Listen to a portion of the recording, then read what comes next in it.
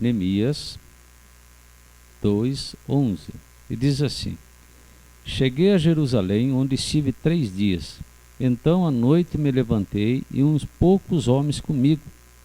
Não declarei a ninguém o que meu Deus me pusera no coração para eu fazer em Jerusalém. Não havia comigo animal algum, senão o que eu montava. De noite saí pela porta do vale para a banda da fonte do dragão e para a porta do monturo, e contemplei os muros de Jerusalém, que estavam assolados, cujas portas tinham sido consumidas pelo fogo. Passei a porta da fonte e ao açude do rei, mas não havia lugar por onde passasse o animal que eu montava. Subi à noite pelo ribeiro e contemplei ainda os muros, e voltei e entrei pela porta do vale e tornei para casa. Não sabia os magistrados aonde eu fora, nem o que fazia, pois até aqui não havia eu declarado coisa alguma, nem aos judeus, nem aos sacerdotes, nem aos nobres e nem aos magistrados, nem aos mais que faziam a obra. Então lhe disse: Estais vendo a miséria que estamos, Jerusalém assolada e as suas portas queimadas a fogo? Vinde, pois, reedifiquemos os muros de Jerusalém e deixamos de ser opróprio. E lhe declararei, como a boa mão do meu Deus estivera comigo. E também as palavras que o rei me falara. Então disseram: disponhamo-nos e edifiquemo-nos, e fortaleceram as mãos para a boa obra. Sambalá, porém, o Eronita, e Tobias, o servo amonita, e Gesem, o árabe, quando souberam, zombaram de nós, e nos desprezaram e disseram: Que é isso que fazeis? Quereis rebelar-me contra o rei? Então lhe respondi: O Deus dos céus é que nos dará bom êxito. Nós, seus servos, nós disporemos e reedificaremos. Vós, todavia, não tendes parte, nem direito, nem memorial em Jerusalém. Amém? Vamos orar ao Senhor? Peça a Deus para falar contigo hoje, nessa noite. E eu quero dizer para uma pessoa que está aqui, irmãos, preste muito bem atenção na palavra hoje. Porque você tem feito pergunta para você mesmo, por que Deus ainda não tem respondido a tua oração? Então você preste bem atenção na palavra que Deus vai falar no teu coração hoje. Amém? É uma pessoa que está aqui que tem passado por isso. Por que Deus não está respondendo a minha oração? Amém? Senhor Deus, Pai querido, Deus Todo-Poderoso, nós entramos na tua presença, Senhor, novamente, e agora para te pedir, Senhor, a tua direção e a tua unção sobre a palavra dessa noite. Nos orienta, nos abençoa naquilo que vamos aprender de ti, Pai. Eu te peço agora e eu te agradeço em nome de Jesus Cristo. Amém e graças a Deus. Irmãos, pode sentar. Nós vemos dentro desses versículos que nós lemos, de que Neemias, quando ele chegou em Jerusalém, diz a palavra que ele esteve ali durante 3 dias, analisando como estava a cidade. Ele recebeu de Deus uma direção para vir até Jerusalém, reivindicar os muros de Jerusalém, o templo que havia sido destruído, e então ele pediu ao rei, né, para que mandasse ele. O rei mandou, ele veio, e então quando ele chega em Jerusalém, ele fica 3 dias andando em volta da cidade, dentro da cidade, em todos os lugares que era possível. Como diz aqui, ele passou por uma porta, pela outra porta. Para quem não sabe, os irmãos que estudaram aí sabem, Jerusalém tem 12 portas, né? E ele andou por essas portas aí. E ele andou analisando tudo o que teria que se fazer e o que poderia aproveitar, inclusive, também daquilo que tinha sido destruído. A cidade de Jerusalém, na época, havia sido tomada por saqueadores, né? Ladrões, bandidos, saqueavam a cidade, entravam e faziam o que bem entendiam na cidade. Os muros estavam derrubados, os portões foram queimados a fogo. Então, eles tinham livre acesso à cidade, entravam e faziam o que eles queriam nessa cidade. Eles entravam, roubavam, saqueavam, né? Faziam o que todo bandido faz, né?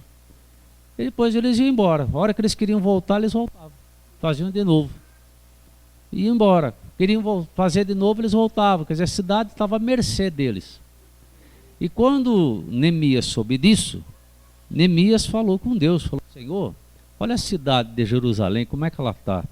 Uma cidade que está à mercê dos saqueadores, de bandidos, né? Estão saqueando a cidade. E não pode, porque ela é a sua cidade, é o seu povo. E sendo o seu povo, alguém tem que se levantar para fazer alguma coisa. Então ele orou a Deus. E Deus então fala com Neemias para que ele fosse então fazer a restauração desses muros, a restauração desses portões, quer dizer, restaurar a cidade, tirar a cidade da mão daqueles saqueadores, daqueles ladrões, né, que invadiam a cidade na época. Diz a palavra de Deus que ele andou durante 3 dias analisando a cidade sem contar nada para ninguém. Ele não falou nada para ninguém. Ele só andou e analisou. Só depois é que ele foi contar. Nem o pessoal da cidade, ali os grandes da cidade, os magistrados e tal, sabiam, prefeito, tudo, ninguém sabia o que estava acontecendo. Que ele tinha sido mandado por Deus para fazer a restauração da cidade. E o que ele estava fazendo ali analisando? Só depois que ele comentou. E depois que ele comentou, então, aí sim, aí tem, aqui no versículo 19, fala que Sambalá, né, e o seu pessoal ali, os outros que andavam com ele, aqui diz o nome deles, né? Sambalá, o Eronita, Tobias, o servo Amonita e Gesem, o árabe, quando souberam, zombaram de nós e desprezaram e disseram: que é isso que fazeis? Quereis rebelar-vos contra o rei? Veja só, irmãos, quando eles souberam que Neemias estava ali para restaurar a cidade, eles foram zombados, gozados. Por quê? Porque aqueles homens que saqueavam a cidade, eles achavam que Neemias não ia ter capacidade de fazer o que ele veio fazer, restaurar a cidade. Eu gosto muito dessa palavra, irmão. Primeiro que essa palavra falou muito comigo logo que eu abri a igreja. Logo depois que eu abri a igreja, que eu estava com a igreja funcionando, eu tive muito problema para mim documentar tudo que precisava, inclusive tirar o alvará e tudo da igreja. Eu não tinha condições. Tentava na prefeitura, a prefeitura estava me negando o alvará e uma série de coisas. Estavam tentando me multar na época, que diz que a igreja estava irregular, a construção da igreja, a minha casa estava irregular, aquela coisa toda. E eu lembro que um dia eu cheguei aqui, falei com os irmãos que estavam no dia aqui, falei: irmãos, até aqui eu consegui trazer a igreja, agora daqui para frente eu não sei, né? Então vamos orar ao Senhor para que Deus dê solução. E eu lembro que num dia de madrugada, uma noite, né, de madrugada, Deus me acordou e falou comigo assim: está orando por quê? Está buscando por quê? Eu levei um susto, né? Digo: meu Deus, mas eu estou clamando a Deus, falando com Deus para dar solução do problema da igreja. Aí eu falei com Deus, falei: Senhor, eu estou falando com o Senhor mesmo. A igreja, a prefeitura não quer me liberar o alvará. Estão querendo me multar. Na época, a multa era em torno de R$3.000. E eu não tinha R$3.000 para pagar aquela multa. E então eu falei com Deus: Senhor, não tenho esse dinheiro para pagar essa multa. E não posso desmontar a igreja. Eles queriam que eu desmontasse a metade da igreja, porque eu estava irregular, né? Eu construí na beira da rua, né? E aquela confusão toda. E eu falando com Deus, falei: Senhor, eu não posso. E se eles não me deram o alvará, eu vou ter que fechar. E eu só sabe que eu tenho um povo comigo agora. Eu já tinha um grupo de pessoas comigo. E Deus falou assim comigo: quando eu mandei você modificar a frente da igreja, eu mandei você orar ou mandei modificar? Porque foi a época que eu fiz esse desenho da frente aqui. Esses dias atrás eu estava comentando com o irmão Valmir, né? Que talvez, até o irmão Valmir estava falando da forma do desenho que foi feito, né? E que hoje tem alguns tempos aí com esse tipo de desenho aí que né? Que diz que é comandado por quem mesmo? É maçonaria, né? Mas esse desenho aí, quem me deu foi Deus. Deus me deu a direção, Deus falou assim, muda a frente e faça dessa maneira, e eu fiz dessa maneira. E na época que eu estava fazendo, então a prefeitura batia direto, 4, 5 vezes por dia aqui me incomodando. E naquela noite, de madrugada, Deus falou comigo, eu não mandei você fazer, arrumar o que tem que arrumar, eu não mandei você ficar orando, mandei você fazer. Eu parei assim, eu falei, será que é Deus falando comigo? Eu levei um susto, né? Digo, não é Deus, eu estou orando para resolver um problema, Deus manda eu parar, né? Eu falei, Senhor, mas se eu continuar eu vou ter uma multa, eu não tenho como pagar essa multa, e não tinha mesmo. Aí Deus falou assim comigo, o que você está dando no curso de obreiros? Bem no início, bem no começo da igreja, eu dei esse curso de Neemias. E eu lembrei, e Deus falou assim, o que fizeram com Neemias? Não tentaram parar Neemias quando eu mandei ele restaurar os muros de Jerusalém, o templo? Não zombaram dele, não pressionaram, não fizeram tudo e mais um pouco? Até não chegar ao ponto de dizer, corre por dentro do templo e fica orando, porque lá ninguém vai fazer nada contigo, porque se estiver fora vão te matar, para de fazer o que está fazendo. Eu lembrei de tudo essa lição, veio, deu um clarão assim na minha mente. E Deus falou assim, a mesma coisa eu estou falando contigo, eu mandei você fazer e não orar. Talvez, irmãos, é por esse motivo e outros motivos da forma que Deus falou comigo, que eu entendi que tem coisas que não se ora clamando a Deus. Tem coisa que tem que ser feito. Isso é uma experiência própria, não é só dessa passagem, outras situações que Deus me chacoalhou também nesse sentido.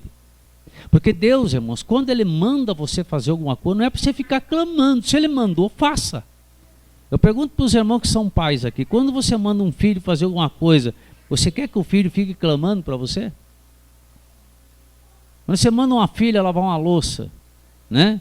Lava aquela louça, a Kétera ali, ó, né? O Daniel diz assim, lava a louça, aí ela fica, pai, tem misericórdia, pai, Daniel, e a louça, pai, eu tenho que lavar mesmo. Aí o Daniel vai ficar uma arara de bravo, vai acabar dando uns pega nela, vai ou não é? Eu estou usando a Kétera aqui, eu quero. Mas, por quê? Porque o Daniel deu uma ordem para ela, lave a louça. Então, a obrigação dela como filha é lavar.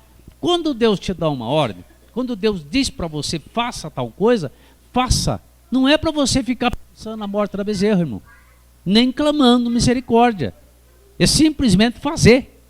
E eu aprendi a lição naquela noite de madrugada, quando Deus falou comigo assim, eu mandei você mudar a frente da igreja, daquele local, fazer uma frente diferente. Foi esse desenho que eu te dei.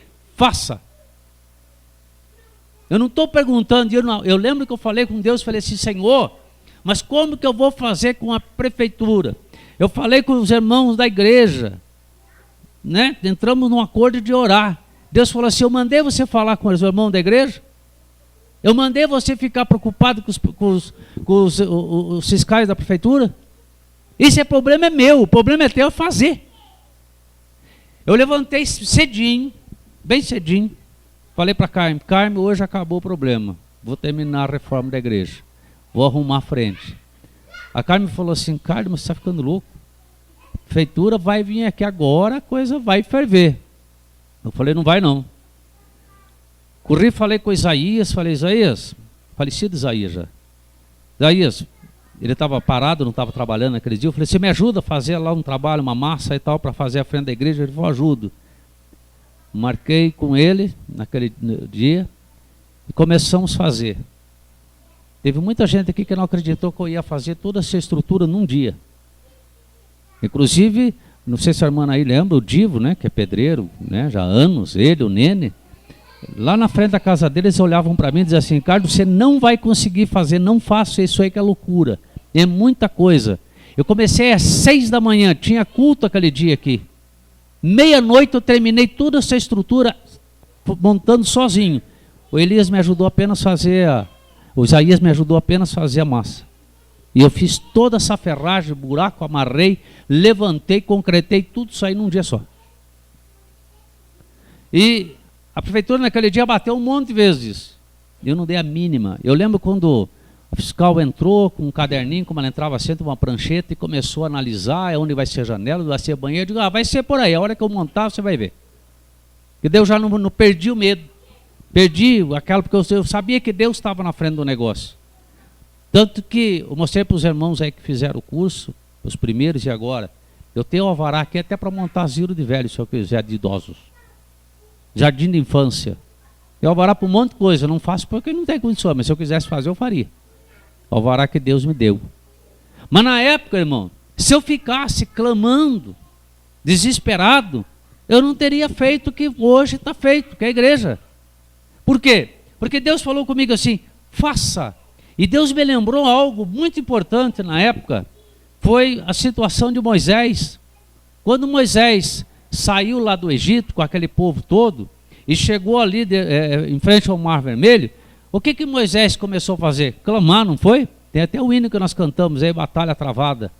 Ele começou a clamar. Por quê? Porque ele olhou o mar pela frente, olhou para trás e viu os egípcios vindo a toda velocidade para pegar novamente aquele povo e levar para a escravidão de volta.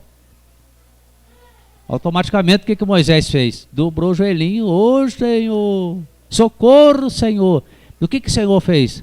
Por que clamas a mim, Moisés? Hein? Por que você está clamando, chorando, por quê? Eu não mandei você levar o povo, eu mandei. Mas Senhor, tem um mar, e daí? Toca nas águas e passa. Manda o povo passar. E o povo vai passar em seco. Irmãos, olha só. Abriu um mar. Como é que Moisés, na hora... É claro que a gente tem que reconhecer que Moisés, como um homem simples, que todo mundo acha que Moisés foi o máximo, não. Foi um grande homem de Deus. Mas naquela hora ali, qualquer um faria o que Moisés fez. Você está indo com 3 milhões de pessoas, chega de frente ao mar. Os egípcios estão vindo atrás. O que queria fazer? Claro que ele tinha que clamar a Deus. Qualquer um iria fazer isso. E Deus falou o que com ele? Não clamas a mim. Faça. Eu mandei você fazer. Faça. Neemias, quando Deus mandou Neemias fazer o que tinha que ser feito, não era para Neemias também se apavorar com Sambalá e aqueles outros que ali tentavam atemorizá-lo. Era para ele fazer. Se nós formos olhar a história toda de Neemias, nós vamos ver que Sambalá, ele procurou, vamos dizer assim, parar Neemias de todo sentido. Ele arrumou tudo que foi tipo de pretexto para parar Neemias. Para Neemias parar de fazer o que estava fazendo. Até o ponto que ele disse assim, mandou alguém avisar, Neemias, corre para o templo, fica orando, porque vão te matar. E se você estiver no templo orando, ninguém vai entrar lá, respeito, ninguém vai entrar lá para te matar. E Neemias parou e falou assim, não, primeiro que eu não sou homem de parar de fazer o que Deus mandou. Eu vou continuar fazendo o que Deus me mandou. E quando Neemias deu essa resposta, ele entendeu que aquele recado não era de Deus. Irmão, se Deus te manda fazer uma coisa, é para você fazer. E se alguém vem, mesmo que diga em nome do Senhor, olha, o Senhor está me mostrando, está me falando que é para você parar, repreenda porque não é de Deus. Pode repreender porque não é de Deus, pode continuar. Ah, mas a situação é grande, irmãos, abrir um mar não é difícil? É difícil, né? Moisés abriu. Deus não vai se agradar de você. E Deus não se agradando de você, você não recebe o que você tem que receber do Senhor. Se Deus não estiver alegre, contente contigo, você não vai receber. E tem pessoas, irmãos, que ao invés de fazer o que Deus tem mandado, parte para clamar a Deus e ficar chorando. Senhor, tem misericórdia. Eu acabei de dizer, se a Kete fizer isso, a hora que o Daniel mandar ela lavar a louça, ela vai levar um pega do pai. Porque ele mandou fazer, ele não pediu para ficar clamando. Faça. Quando Deus diz para nós, faça, é para nós começarmos a fazer. E não para ficar chorando pelos cantos. Ah, mas a opressão está grande. Irmãos, olha o que Neemias fez. Ele ficou 3 dias andando na cidade, vendo como é que estava a situação da cidade. Deus mandou ele restaurar a cidade. Se Deus mandou você fazer uma coisa, primeiro, não saia cantarolando para todo mundo que você vai fazer. Fique quieto. Primeiro analise o que Deus te mandou fazer. Analise o tempo que for necessário. Neemias ficou 3 dias aqui analisando. Você pode ficar até 1 mês, se for o caso. Ou mais até, se for necessário. Analise o que você tem que fazer. Analise, Deus tocou no meu coração de fazer tal coisa. Então eu vou analisar como eu vou fazer. De que maneira eu vou fazer.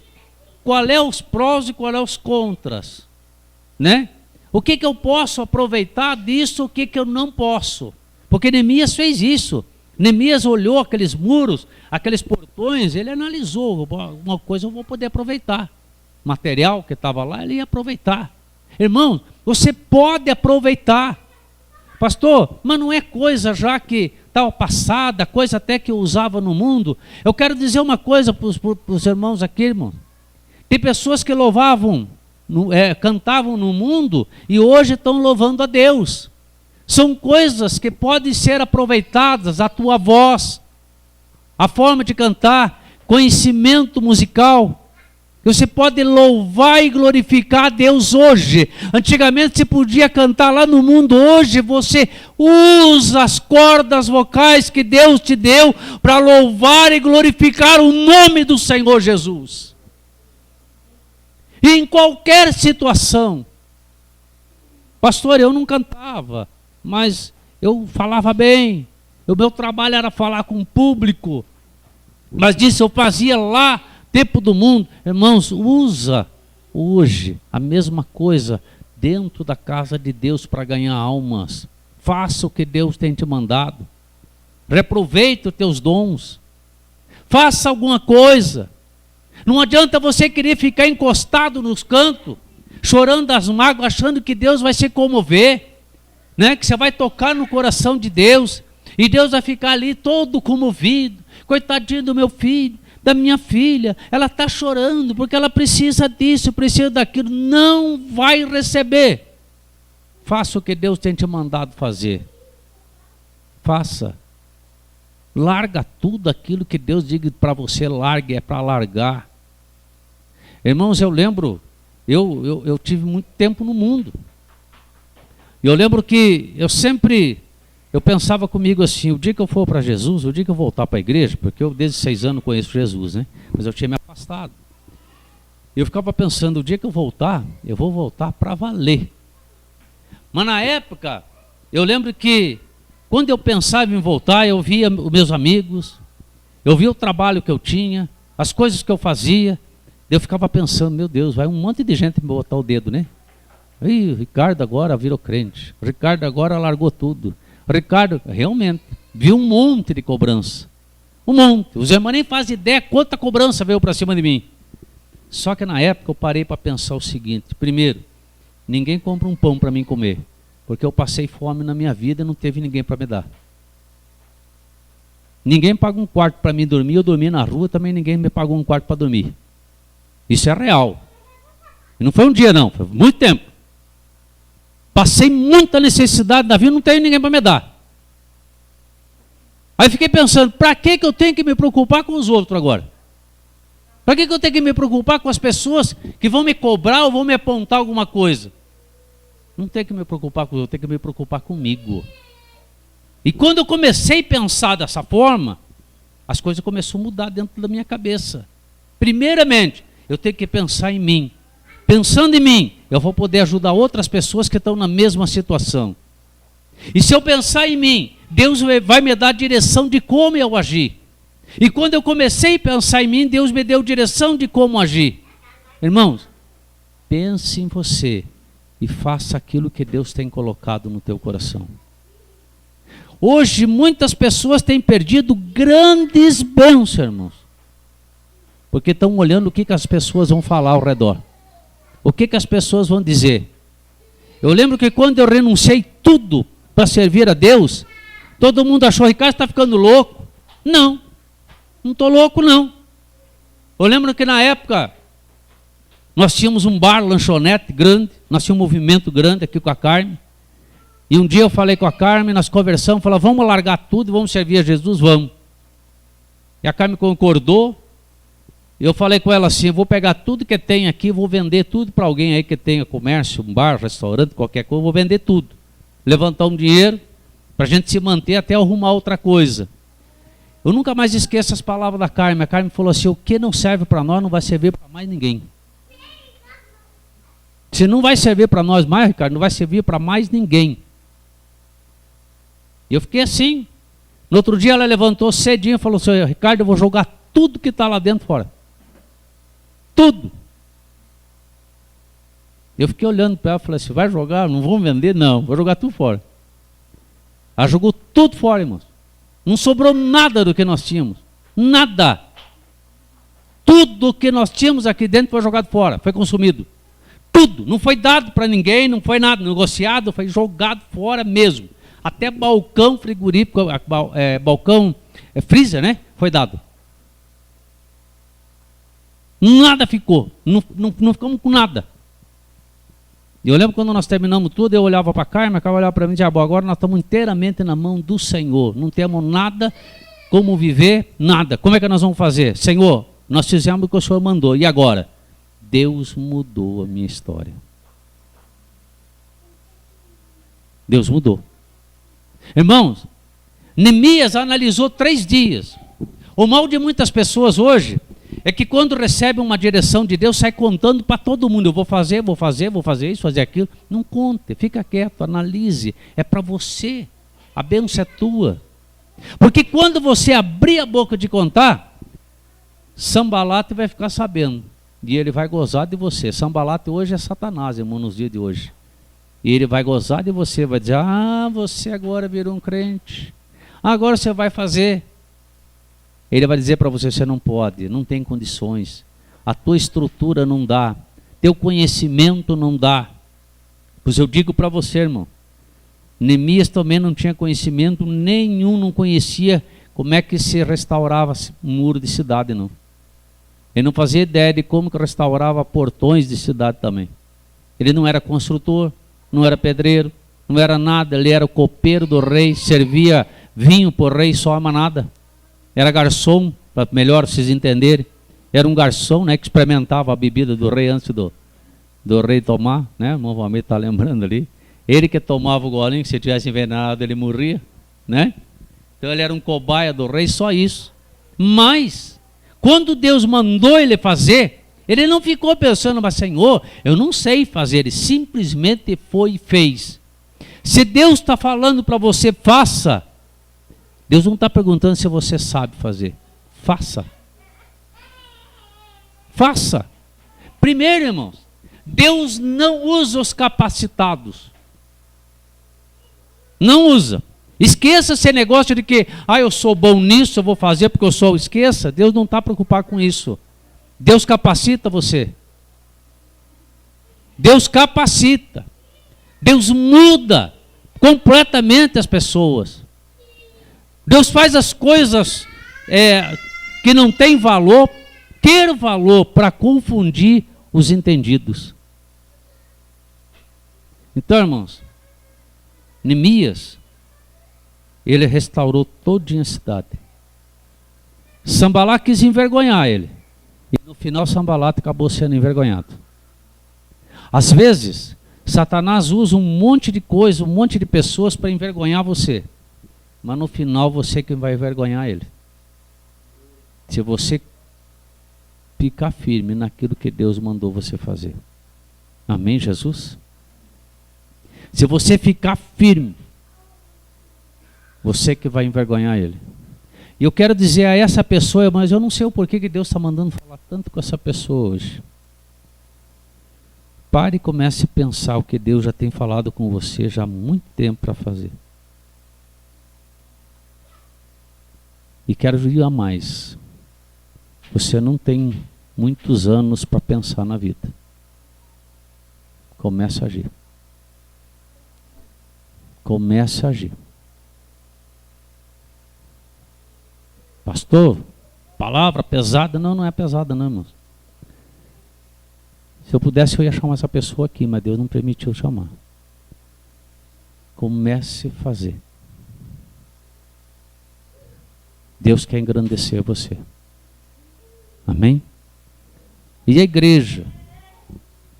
Pense bem nessa palavra hoje, irmão. Pense bem. Deus quer fazer grandes coisas na tua vida. Uma obra muito grande. Mas comece a agir.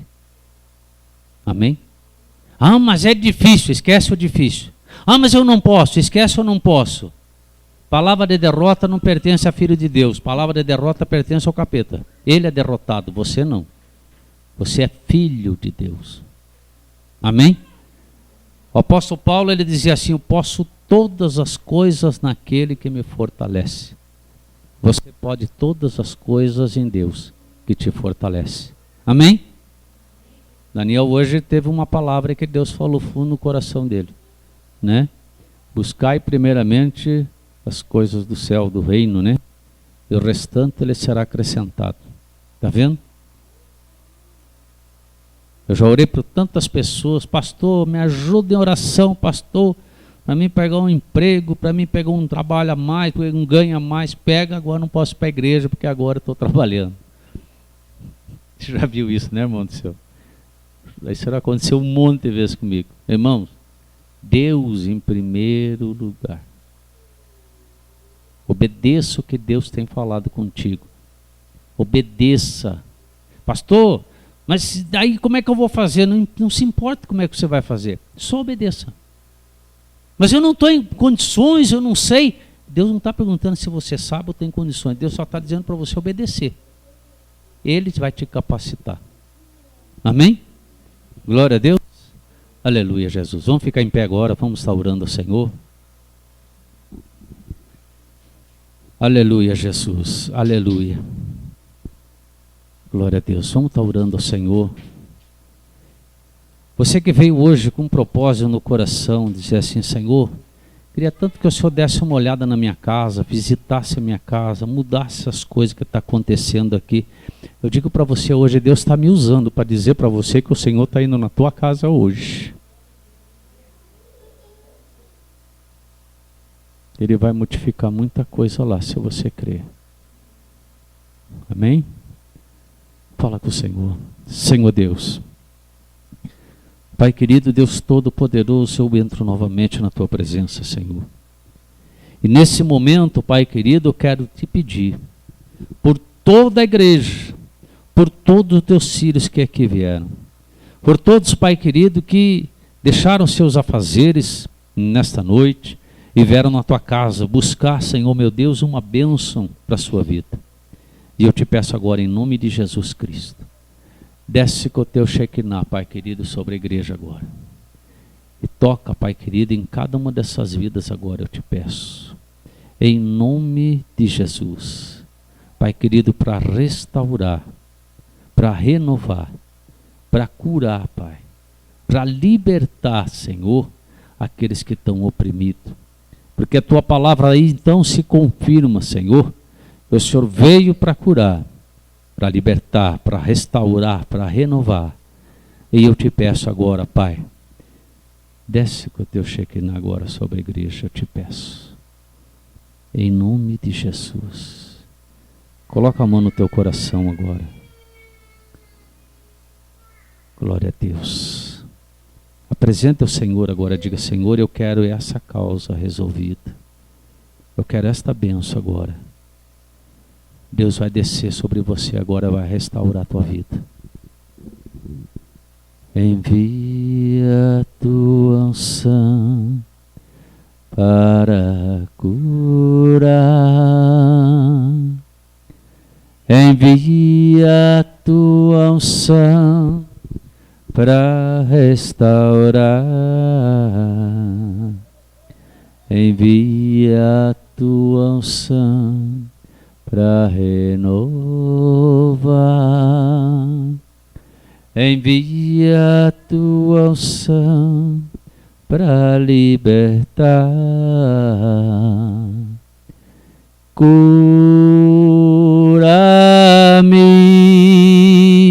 Senhor Jesus. Vem, liberta o meu ser. Cura-me, Senhor Jesus.